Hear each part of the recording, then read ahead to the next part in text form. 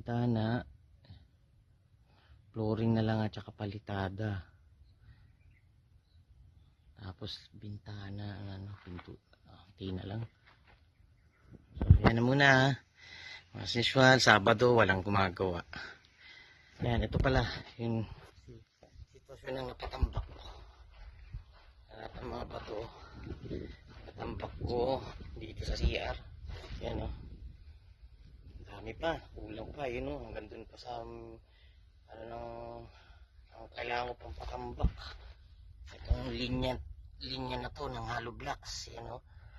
Yan, pa-straight to, yan o. Doon pa kailangan ng tambak nyan. Ito mo, hinihiling ko yan. Lalim. Dami na natambak na ano. Ito rin. Ito, malalim talaga to.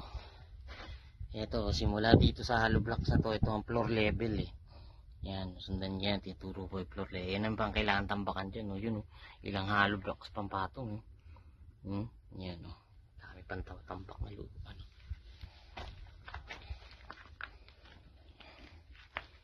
So, tinatansya ko, kanina tiniisip ko, tinatansya ko yung lupa. Nakakailanganin ko. Mga 3, baka kapusin pa yung 3. Kasi dito pa, lalim pa nito. Isa rin itong malalim. Yung area dito, lalim pa ng ano. Kasi ito yung flooring. Itong sa hollow blocks na to.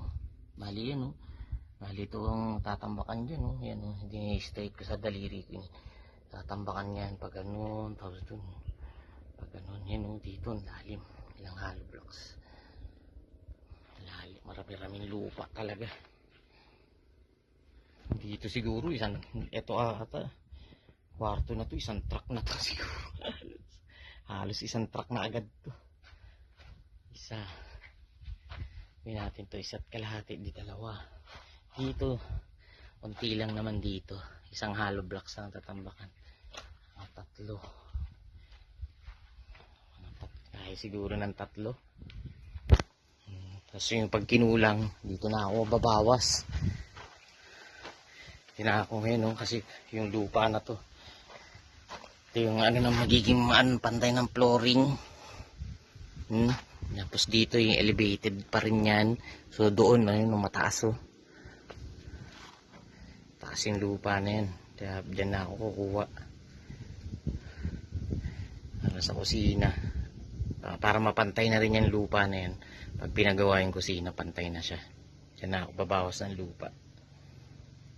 Ayan o, pabukol yan dyan eh. Paangat dyan ako magkukuha ng lupa. Okay, yan na muna ang update ko ngayon.